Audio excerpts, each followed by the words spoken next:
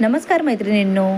आजचा ठरलं तर मग मालिकेचा भाग खरंच खूपच रंजक आणि धक्कादायक घडामोडीने भरलेला आहे. त्यामुळे हा व्हिडिओ शेवटपर्यंत नक्की बघा. चला तर मग सुरुवात करूया आजच्या भागाची. सगळ्यात आधी आपण पाहतो की प्रिया तिच्या आईजवळ थोडीशी संकोचित बोलताना दिसते. ती म्हणते, आई मी जर साडी नाही नेसली तर चालेल का? कारण सध्या मला साडी घालून कामावर जायला खूपच उशीर होत आहे आणि माझ्या ऑफिसमध्ये साडी घालणारी मीच एकटी असते. त्यामुळे मला थोडंसं विचित्र वाटत आहे. त्यावर कल्पना खूप समजूतदारपणे तिला सांगते की आपल्या घरात कुठलीही जबरदस्ती नाही आहे. तुला जे हवं ते करू शकतेस. पण प्रिया मनात काहीतरी वेगळंच ठरवून बसलेली असते. कारण तिला अधिराजने दिलेला नवीन ड्रेस घालायचा असतो आणि त्यासाठीच ती हे सगळे बोलत असते. जे सगळं सायली ऐकत असते आणि तिच्या मनात शंका येऊ लागते की आज अचानक प्रियाला ड्रेस घालायची इतकी घाई का आहे. दुसरीकडे प्रिया खूप खुश असते कारण तिला तिच्या मनासारखे कपडे घालता येणार आहेत. ती मनोमन ठरवते की आज ती नक्कीच अधिराजने दिलेला ड्रेस घालणार. तितक्यात घरात दुसऱ्या बाजूला वेगळीच परिस्थिती सुरू असते. अस्मिता रडत रडत कल्पना आणि प्रतापकडे येते कारण तिचं बाळ खूप रडत असतं आणि शांत होतच नसतं. कल्पना लगेच परिस्थितीत हाताळते. ती ओळखते की बाळाला गॅस झाला आहे. ती शांतपणे उपाय करते आणि काही वेळातच बाळ शांत होतं. तेव्हा अस्मिताला खूप दिलासा मिळतो. ती भाऊक होऊन म्हणते की आई बाबा तुम्ही आहात म्हणून सगळं शक्य होतंय, नाहीतर मी काय केलं असतं. पण लगेच ती सांगते की सचिनने तिला मदत करण्याऐवजी उलट दुर्लक्ष केलं. हे ऐकून कल्पना तिला समजावते की त्याच्या वागण्यात आता सवय करून घ्यायची आहे. आता दुसरीकडे आपण पाहतो की अर्जुन त्याच्या मीटिंगसाठी निघालेला असतो.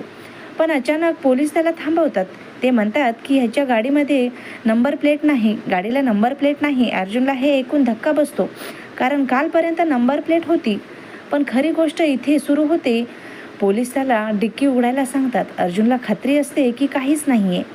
पण जसं तो डिक्की उघडतो तसं त्यात शांता मावशीची डेड बॉडी पाहून तो पूर्ण हादरतो. त्या क्षणी पोलीस त्याला अटक करतात. अर्जुन खूप सांगायचा प्रयत्न करतो की तो निर्दोष आहे, पण कोणीही त्याचं ऐकत नाही. कारण त्या इन्स्पेक्टरला 3 वर्षाचा बदला घ्यायचा असतो आणि आज त्याला संधी मिळालेली असते. दुसरीकडे जयेशला शुद्ध येते. त्याच्या डोक्याला फार लागलेलं असतं.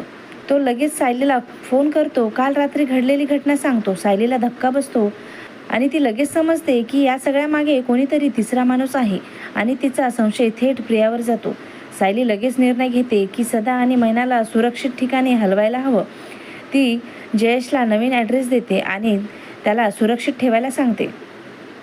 पण तेथेच दुसरीकडे अर्जुनला पोलीस स्टेशनमध्ये खूपच वाईट वागणूक दिली जात असते. त्याला गुन्हेगारासारखं वागवलं जातं. त्याला बोलण्याचीही संधी दिली जात नाही. इन्स्पेक्टर त्याच्यावर मानसिक दबाव टाकतो कारण त्याला बदला घ्यायचा असतो. सायली मात्र सतत अर्जुनला संपर्क करण्याचा प्रयत्न करत असते. शेवटी अर्जुन तिला फोन करतो आणि सगळं सत्य सांगतो. हे ऐकून सायलीच्या पायाखालची जमीन सरकते. तेवढ्यात घरात न्यूज येते की अर्जुनला अटक झाली आहे आणि सगळ्यात घरात एकच खळबळ उडते. कल्पना तर पूर्णपणे कोसळते कारण तिच्यासाठी अर्जुन म्हणजे तिचं सगळंच होतं. सायली मात्र धैर्याने उभी राहते.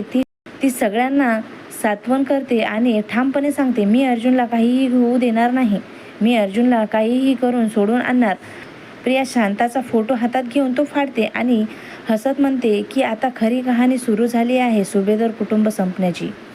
तर तुम्हाला आजचा हा धक्कादायक आणि ट्विस्टने भरलेला भाग कसा वाटला कमेंट्समध्ये नक्की सांगा आणि अशाच डिटेल्स रिव्ह्यूसाठी आपल्या चॅनलला सबस्क्राईब करायला विसरू नका. धन्यवाद. चला तर मग भेटूया पुढच्या भागात. तोपर्यंत टाटा, बाय बाय.